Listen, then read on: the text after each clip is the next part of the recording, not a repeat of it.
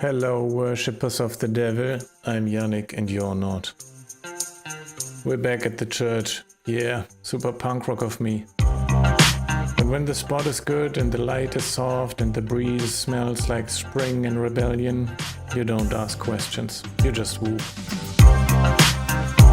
The building's definitely older than my career in FPV. I dive what needs diving and I gap what needs gapping. There's something about flying here that makes everything feel slightly more epic than it should. Maybe it's just the giant building poking in the sky, or maybe it's the fact that I'm pretending to be cinematic with an analog potato cam. And then, out of nowhere, this kid shows up. He just spawns, looks at the whoop like he just saw a UFO. I give him a little flip. He gives me the face of someone who learned that drones exist. For a moment it feels like we're sharing something deep.